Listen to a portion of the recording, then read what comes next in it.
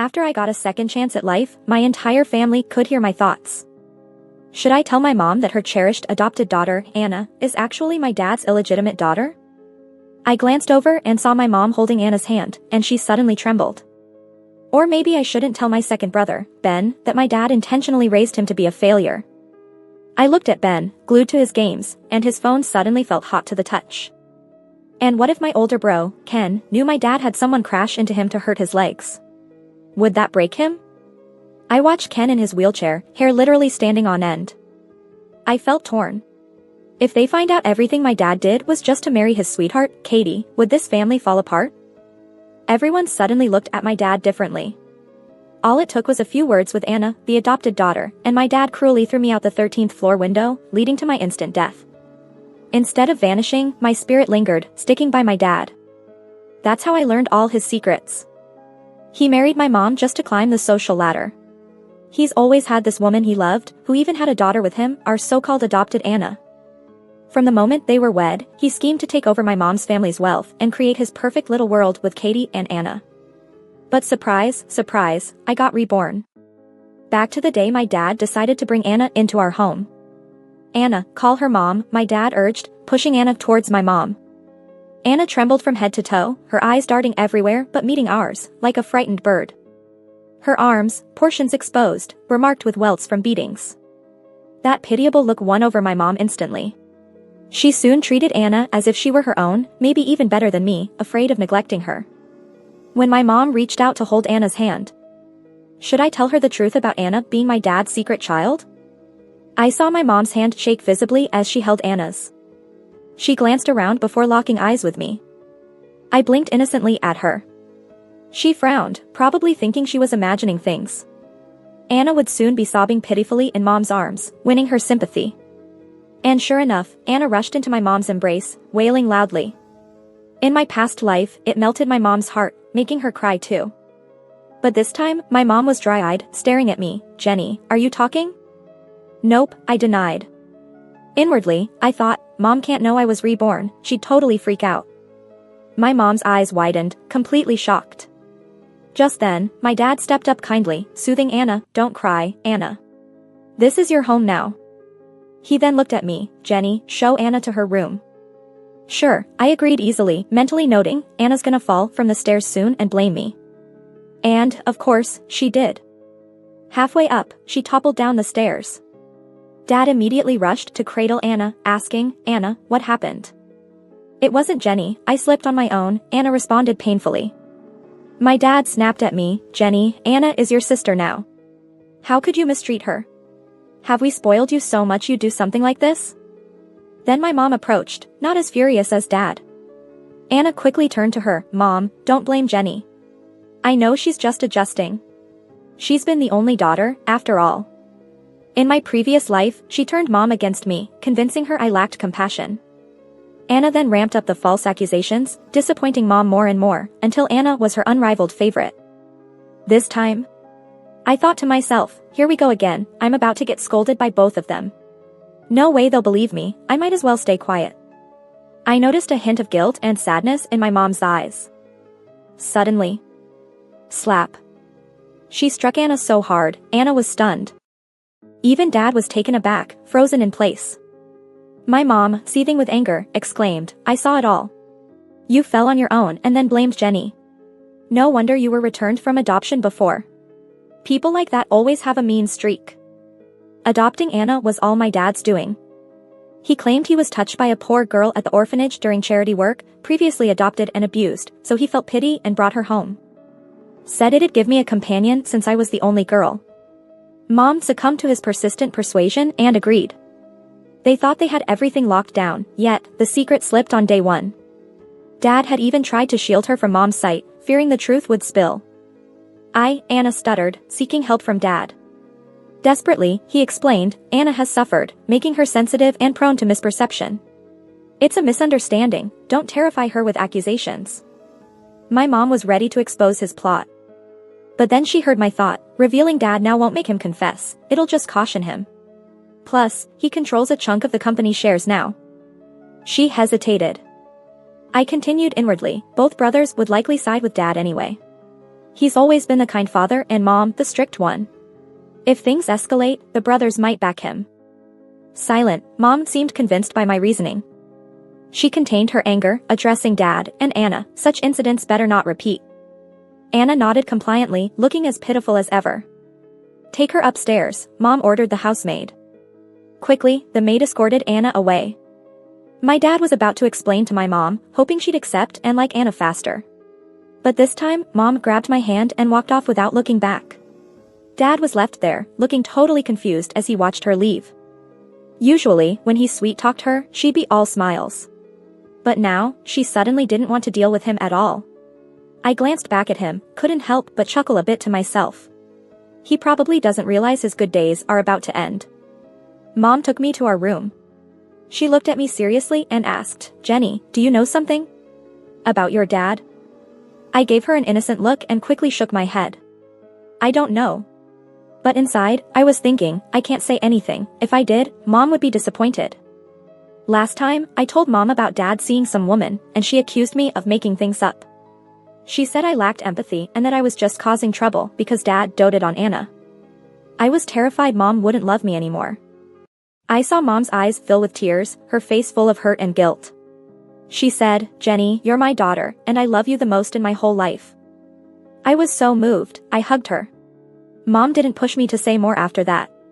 But I could clearly feel her distancing herself from Dad and Anna. Whenever Anna tried to be friendly, Mom ignored her. And when Dad tried to be attentive, Mom didn't care. Mom started going to the office more, which she never did much before. I could see Dad and Anna getting a bit anxious. After dinner, I caught them talking secretly. Anna was saying, didn't you say she was easy to please? Why is she so cold no matter what I do? Dad replied, I don't know either. She's like a different person. Maybe it's menopause making her grumpy. Just leave her be. Ben's coming home for winter break tomorrow. Try to win him over first. Sure, Anna agreed. Dad continued, you need to take Jenny's place in this family quickly. Once you're the favorite, getting control of everything will be a piece of cake, and we can have your mom live the good life.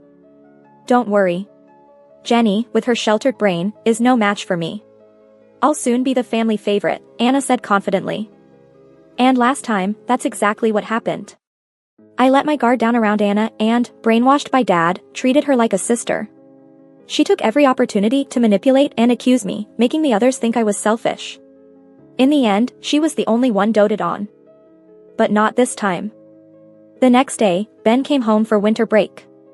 He's a 200-pound guy who never exercises, loves junk food, and plays games all day. His college spot was bought by Dad's money. To outsiders, Ben's a spoiled rich kid. Mom never imagined Ben would end up this way. She spent too much effort on Ken's education, leaving Ben to Dad. Dad always told Ben not to worry because Ken would handle everything, so Ben just settled into being carefree. Anna was the first to greet him. She whispered, I heard you love chips, fried chicken, spicy sticks, and instant noodles. I stocked your room with those and your favorite cola, but don't tell Mom. Ben's eyes lit up. Mom doesn't allow that stuff at home and checks Ben's bags when he returns, so he never gets a chance to indulge. Dad used to sneak him food, now it was Anna's turn. I could see Ben warming up to Anna instantly. Until he heard my thoughts. As I watched Ben and Anna getting close, I thought, Ben's already so overweight, does he really want to stay a fatty forever with this junk? Ben's smiling face froze. He turned, looked straight at me with surprise. Didn't he ever question why Dad and Anna pushed junk on him? What did you say? Ben asked, clearly agitated. I didn't say anything, I replied innocently. Ben seemed startled. He hadn't seen my lips move, but then he heard me think again, we can't tell Ben, he was intentionally spoiled by Dad. His eyes widened even more. And I continued in my head, but he will get esophageal cancer from all that junk and die painfully thin. Ben was staring at me in disbelief. I turned and walked away, thinking, go ahead and buddy up with Dad and Anna. Not like he's cared for me since Anna came along.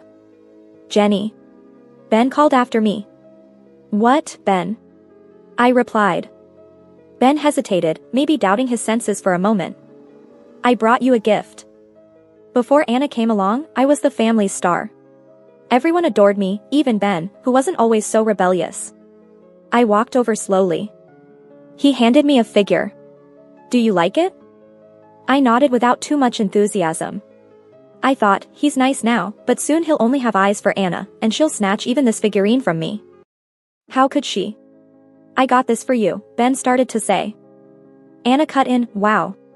What a beautiful figure. I've never seen something so detailed. It's like a real person. Ben looked a bit annoyed at her interruption. Anna said, full of envy, Jenny, you're so lucky. Ben's so nice to you. If I had such a pretty figure to sleep with, I'd be the happiest little girl ever. Last time, Anna's innocent act persuaded Ben to give her my figurine, promising me he'd get another. Spoiler alert, he never did. Anna took all the affection that used to be mine. At that moment, I didn't wait for Ben to speak. I just handed the figurine to Anna and said, if you like it, take it. I thought to myself, even if I don't give it, Ben would persuade me to. I didn't want to make things awkward for Ben. Anna's face lit up with joy. Really? Thank you, Jenny. But in that moment, I resignedly thought Anna would deliberately drop the figurine and blame me for breaking it, just like last time. Just as I let go of the figurine into her hands, it slipped and hit the ground, smashing into pieces. Along with the sound of shattering ceramic, Anna's dramatic sobbing followed. How could such a beautiful figurine break? I've dreamed of having one since I was a child. Between cries, she began questioning me. Jenny, even if you didn't want to give it to me, you shouldn't have broken it. Then she quickly defended me to Ben. Ben, please don't blame Jenny, she didn't mean it. Why would I blame Jenny? Ben was baffled, looking at Anna with a hint of disgust. Anna seemed embarrassed and a bit perplexed. She had expected Ben to scold me for being petty. But Ben's unexpected reaction left her speechless. It's your fault you didn't catch the figurine, why blame Jenny? Ben questioned. Anna mumbled, Jenny threw it on the ground when she handed it to me, then quickly added, but it's okay, I won't make a fuss. You won't make a fuss? You have no right to make a fuss. You're the one who messed up, and instead of repenting, you stir up trouble. What's your intention? Ben raised his voice. Anna's face turned red. Who told you to come to my house? Get out. You're not welcome here. Ben exclaimed as he moved to shove Anna out. Anna started wailing. My dad, who'd aimed to give Anna space to win Ben over, was deliberately absent from the living room. My mom was at work and hadn't come back yet. Hearing the commotion, my dad rushed over. What's going on? Ben, how could you treat your sister like this? He sternly asked. She's not my sister. Jenny is my sister. Ben shouted back at my dad. If you brought her here, then send her away. What nonsense are you talking about? Anna is part of this family now. Why do you act so immature? Dad scolded, pulling Anna to his side. Your sister even prepared snacks for you, risking being caught by your mom, and you're not even grateful. Dad said. I noticed Ben was fuming at the mention of snacks. He was about to argue with Dad when suddenly, he seemed to hear my inner thoughts. If I were Ben, I wouldn't argue with Dad now. It won't change anything. Dad brought Anna back to take over our family's assets. Now Ben should work hard to improve himself and catch Dad off guard later. Ben paused and swallowed his words. Anyway, Jenny is my only sister, he said, pulling me along as he walked out, leaving Dad and Anna baffled. They wondered how our family suddenly got so smart, why their tricks no longer fooled us. Back in Ben's room, he angrily tossed the snacks Anna had prepared. As if on impulse, he also deleted games from his phone. After that, he turned to me and seriously asked, Jenny, have I ever really let you down? I quickly shook my head, encouraging him, no, I know Ben is the best. Silently, I added to myself, Ben was just misled by Dad, I know he's smart. He'll definitely be someone amazing someday. Ben smiled gently, looking touched. Jenny, he said, I promise to work hard and be an excellent person. And I'll never let anyone bully you again, okay? I believe in you, I nodded firmly. After returning home, Ben's first action was to get a full checkup at the hospital. Then he hired a personal trainer to draft a weight loss plan.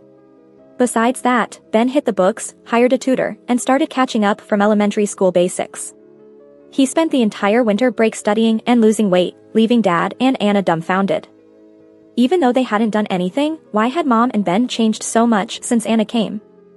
Mom typically didn't go to the company, she left everything to Dad. Dad was nearly on the brink of gaining control and influence over the company. But once Mom returned, those indecisive shareholders and top managers refused to support him anymore. Dad was furious.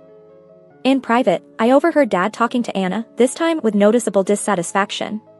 What's wrong? Weren't you supposed to win everyone over? Why is everything such a mess now? How far off are we from my plan? How can I bring your mom here to enjoy life?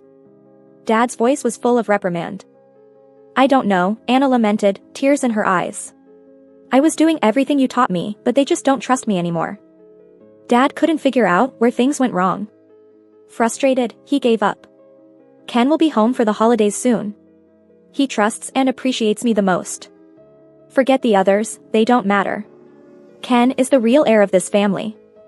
Yes, I'll do my best this time, Anna promised, harboring some reluctance. She thought she was better than me in every way, more aware of social cues, better at presenting herself. Why couldn't she win over the family? In the previous life, when Dad tossed me off the rooftop, Anna taunted me arrogantly. She bragged that she used a single finger to leave me with nothing. After my death, Mom and my brothers were pretty sad initially, but they quickly fell for Anna's facade. Then it wasn't long before Dad and Anna completely misled them. Remembering all this from the past, I clenched my teeth. This time, it's Dad and Anna's turn to face the consequences. A week before New Year, Ken came back from abroad to recover. 6 months ago, Ken's car had a brake failure and resulted in a severe accident. That day Mom and I were abroad, and Ben was home playing games. Dad was the first to rush to Ken's rescue. They said it was raining heavily that day, and the roads were collapsing. The ambulance couldn't reach the accident site promptly. Dad carried Ken several kilometers to get him to the ambulance, and a passerby caught it all on camera. Everyone praised the greatness of his paternal love. Our whole family got closer to my dad emotionally. But here's the thing, that car accident was actually set up by my dad. See, Ken was supposed to inherit everything, so my dad figured he'd take him out of the picture early. If Ken died and Ben was worthless, then it'd just be me left. In my dad's eyes, I'd be easy to deal with. The plan was to have Anna take my place. That way, the family fortune would just naturally fall into their hands. But the unexpected happened, Ken didn't die in the crash. My dad didn't want to save him, but he got caught on camera by a passerby, so he had to put on an emotional performance. Ken was rushed to the hospital and survived, but his legs were crippled. My dad suggested Ken go abroad for treatment, claiming the advanced medical equipment there would aid his recovery. He even helped Ken get into a top private hospital. As you'd expect, 6 months went by, and Ken's legs showed no improvement. Ken, you're finally back. I've been wanting to see you. Anna ran up to Ken, smiling like she won the lottery. She said, Dad's always talked about you, said you were mature, steady, and handsome. Meeting you is 100 times better than what I imagined. Ken's self-confidence had taken a hit since his legs got messed up, and he became kind of closed off. For a while, my mom and I would often fly overseas to see him, but he kept kicking us out. He didn't want to see anyone except my dad. In the end, we stopped trying. Now with Anna being so forward, Ken seemed uncomfortable but couldn't resist her enthusiasm. She was all smiles. Ken, you must be tired from the flight. Let me give you a back rub. She jumped right into massaging Ken's back and kept asking, how's that, Ken? Feeling good? When I heard you were coming back, I even learned some massage techniques to help you with blood circulation. From now on, I'll massage you every day. Ken looked a bit awkward but eventually accepted her help. I've got no clever insights this time.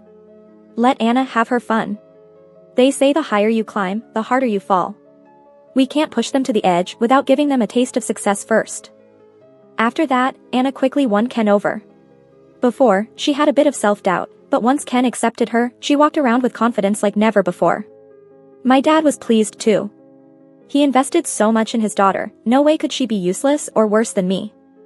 So they began rolling out the big plans. Anna's 15th birthday was to be held just before New Year's. My dad organized a big party for her at our place, inviting all our relatives and friends, basically giving her a formal introduction. My mom wasn't having it. She's not at all fond of Anna, in fact, she despised her. I mean, who would willingly raise their husband's illegitimate child? To avoid any issues, my mom kept quiet. She didn't participate in the birthday planning, leaving it all to my dad. Naturally, my dad was more than happy to handle it. He put a lot of effort into that birthday bash. On Anna's birthday, the house was packed with people. Dad invited practically everyone important to celebrate with Anna. Our big mansion was lively and bustling. Anna wore a lovely pink dress and stuck close to my dad. He was excitedly introducing Anna to everyone. My mom couldn't take it, so she made up an excuse and went to her room. Ben didn't even bother to come down, claiming he had to study. Surprisingly, Ken, who usually avoided such gatherings ever since the accident, showed up for Anna's sake. Anna and my dad did the rounds and then stopped in front of me. I was just munching on some desserts alone. She teased, "Jenny, this dress is from Ken, super expensive, and I love it. Don't you think it looks great?" Anna spun around to show off, rubbing it in like she did last time. She used this tactic to stir up drama and make herself look like the victim. Before, I fell for it and ended up clashing with her, causing everyone at the party to criticize me for being immature. But this time, I didn't take the bait. I just casually replied, "It looks great, really suits you. Aren't you jealous?" Anna egged me on, trying to stir trouble. "Not at all," I said coolly. "Ken's bought me loads of pretty dresses before. What's the big deal if he gets you one for your birthday? I thought you'd be upset. I heard you were really clingy with Ken. Lately, he's been helping me adjust to the family, and I thought maybe you'd feel bad." Right then, Ken wheeled himself over. Who knows what Anna's been telling him with the sob story she's spinning? Ken's protective instinct towards her was clearly in place. The moment he saw us together, he rushed over, worried-eyed bully Anna. Anna clearly spotted him, and her words were intentionally directed at Ken. She wanted Ken to believe I wasn't as close to him as she was. "Didn't Dad say you're new to the family and we should all look out for you? You think I'm gonna hog Ken like you do?" I innocently replied. Anna was momentarily embarrassed but quickly gathered herself to play the victim again. "Are you accusing me of monopolizing Ken? But you just said you weren't bothered." And with that, tears streamed down her face like there was no tomorrow. Anyone would think I did something horrible to her. Ken saw Anna crying and asked, quite sternly, "What's going on?" "And nothing." Anna responded pitifully, "I promise to be more considerate, Jenny, don't be angry. I came here to be part of the family, not to tear you all apart." Even hearing it for the second time, I couldn't help but laugh. How bold does Anna have to be to spout such shameless nonsense? "Jenny." Ken saw the smirk on my face, and his expression darkened even more. He didn't even ask what happened, he just took Anna's side right away. "Anna's new to this family, doesn't know much. Mom and little brother barely talk to her. As her sister, can't you take care of her a bit more? Do you really think I should take care of her?" I asked him seriously. "Isn't that what you're supposed to do?" Ken shot back. "You've been spoiled by the family since you were a kid, never learned to be considerate. Maybe now that Anna's here, you can learn how to get along with peers." He started to walk off with Anna, leaving me alone in the party hall. Even though I've been through this before, it's still frustrating. I held back my anger because things were just about to get interesting. I just watched as Ken led Anna away. She took just a few steps when suddenly Anna's pink dress ripped with a sharp tear. That dress had a long train, easy to step on. But I didn't step on it. Anna did it herself when Ken wasn't looking. As soon as Ken turned around, she hit her foot, covered the strapless top of her dress that drooped from being torn, and looked utterly distressed, shouting at me, "Jenny, how could you do this to me?"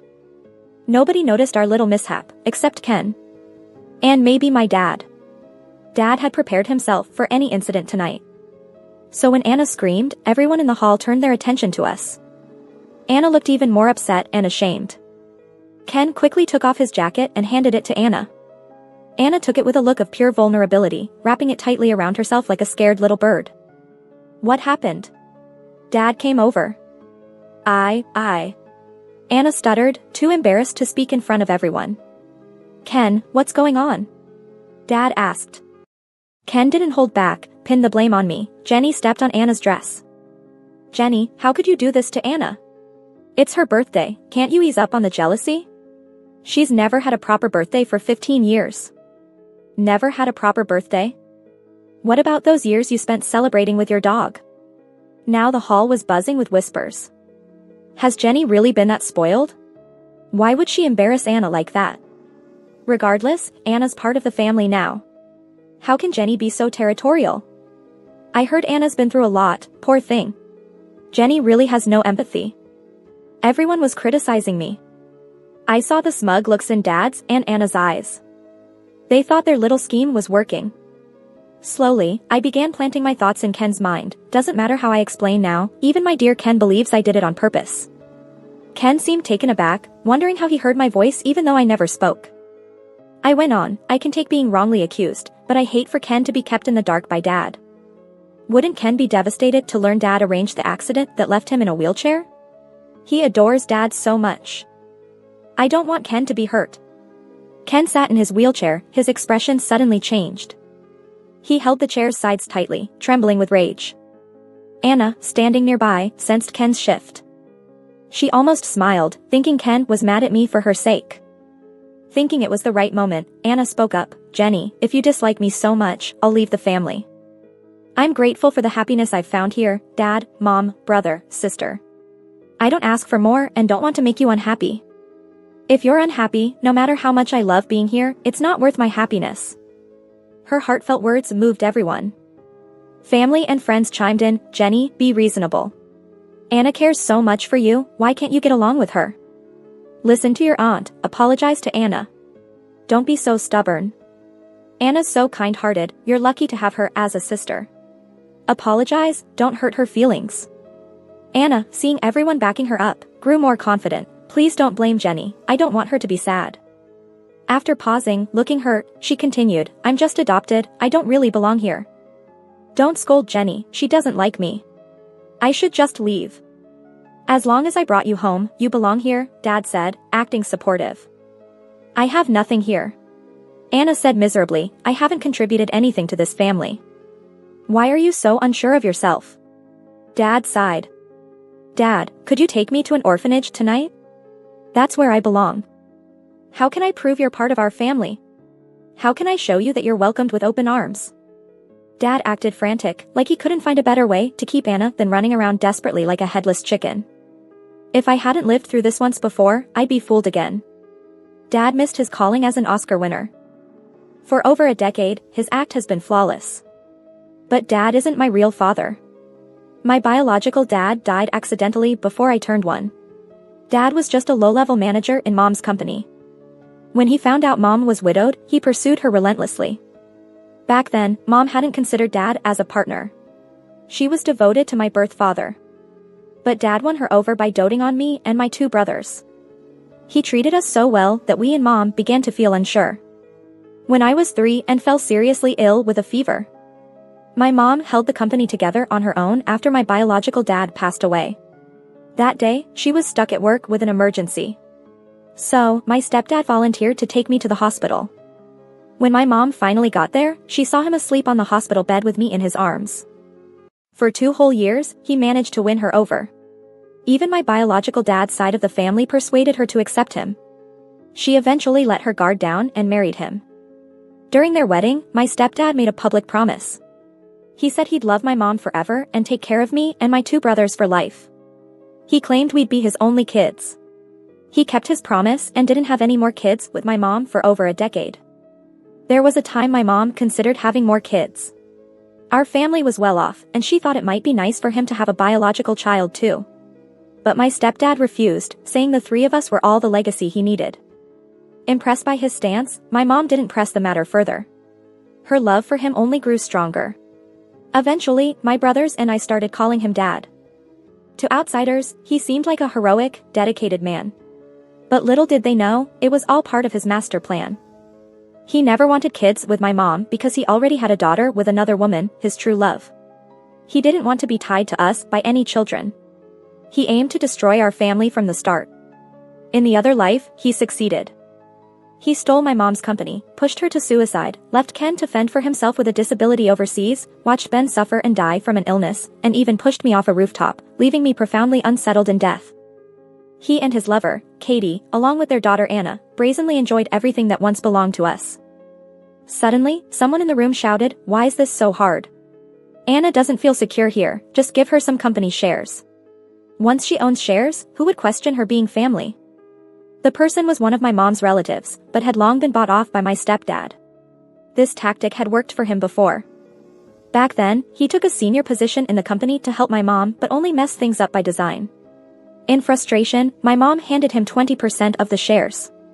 He's trying the same trick again.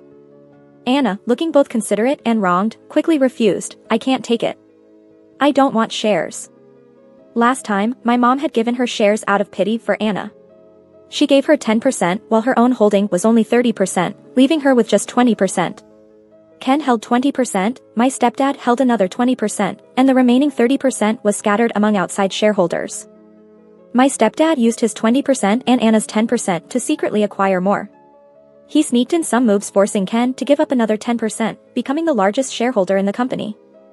This time, my mom wasn't around. I noticed my stepdad turning his attention to Ken. "Ken, I've never asked you for anything," he said. "You know my shares are just to carry some of your mom's burdens at work. You're on a break to recover. Give 10% to Anna for now, and I'll figure out how to make it up to you later." He spoke as if it was a given that Ken wouldn't refuse him. How could he refuse?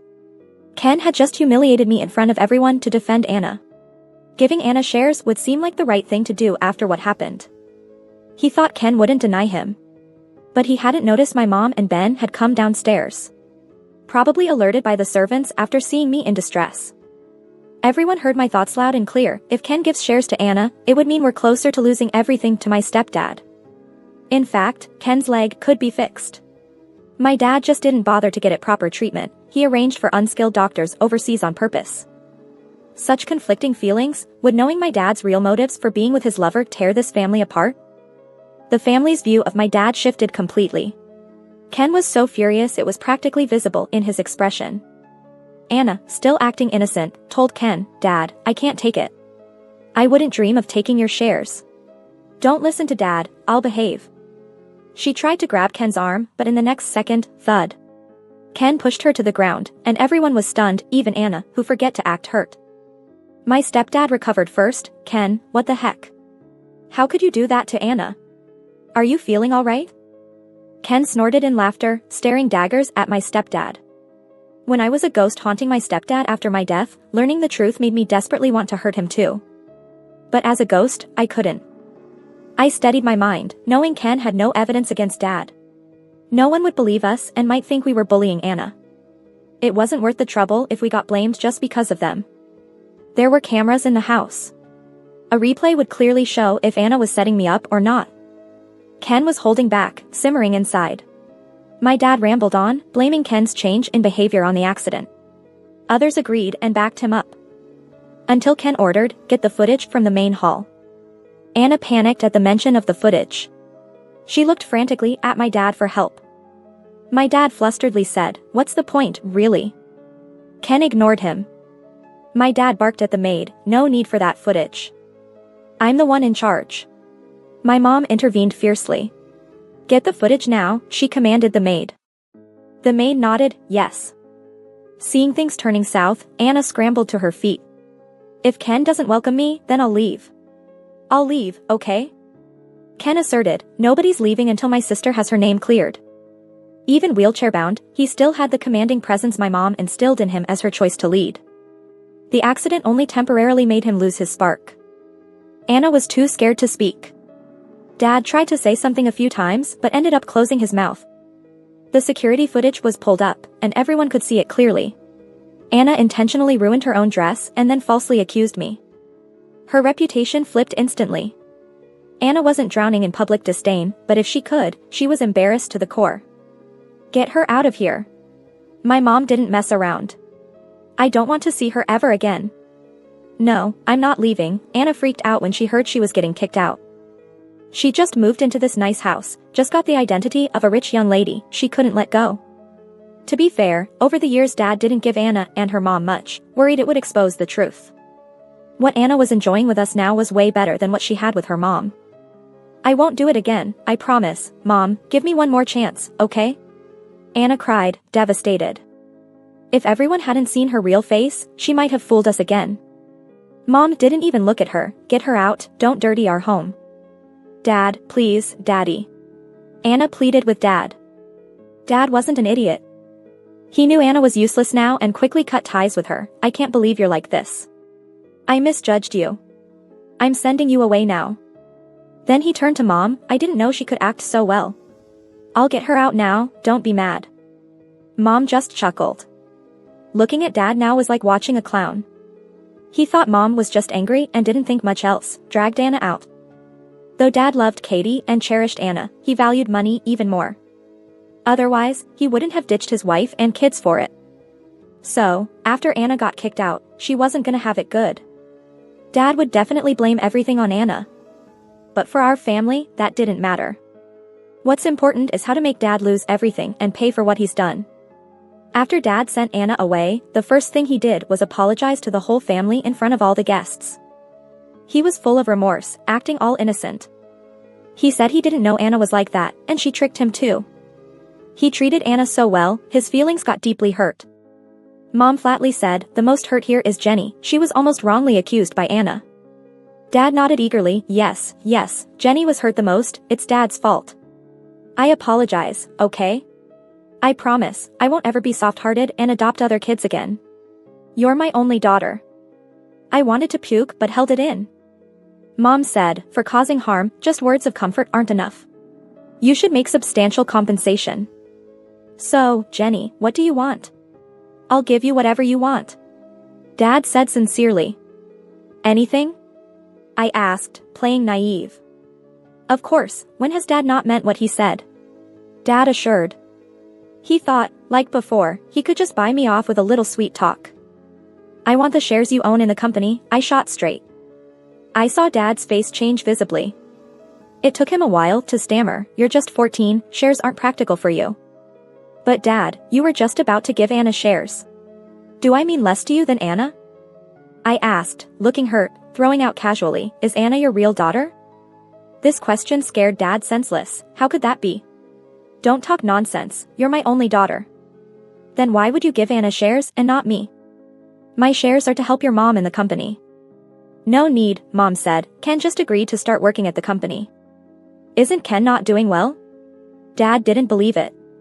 He thought Ken would always be a mess. I'm the eldest son, I should take responsibility for the family, Ken replied, with emphasis on each word. Dad gritted his teeth, obviously reluctant but couldn't find a reason to refuse. Could you give me the shares now? You did say you'd agree to anything I wanted, I looked at him eagerly. With so many people in the hall, all the guests watching him, he couldn't say no without losing face. He gritted his teeth. Now, he didn't dare to get into a fight with the family. If he did, he'd be stuck with just that 20% of shares. If not, he might still have a chance to reclaim everything.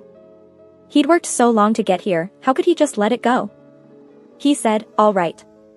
Dad painfully agreed. I cheered, so, Dad's giving me all the shares he has? I'll give you 10%, that's the amount I plan to give Anna, Dad bargained. But shouldn't I be more important to you than Anna? I said, looking hurt. Dad remained silent for a long time, clearly not willing. Mom said bluntly, when you took my shares, you promised you'd only hold them, and they'd go to our kids in the end. Now you're just giving it to Jenny earlier, to mend her hurt feelings, why not? Dad was stuck by Mom, unable to back out. So many family and friends were watching, too. Would he keep up the good man facade he'd worked to build? It was his decision. Maintaining it meant his years of scheming would go to waste.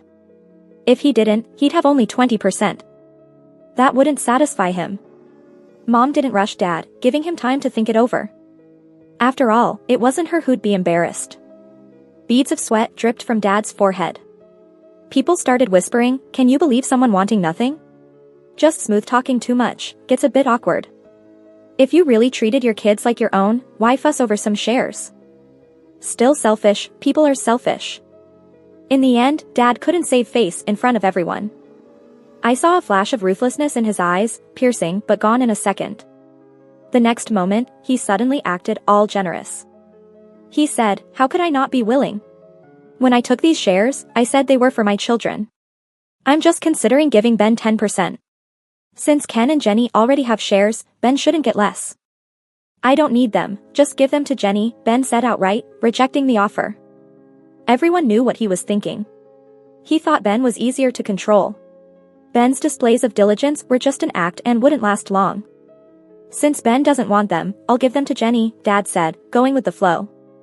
Thanks, Dad, I gladly accepted. Mom wasted no time, calling the company lawyer to draft the share transfer right away. Dad probably never expected this outcome when he called Anna here.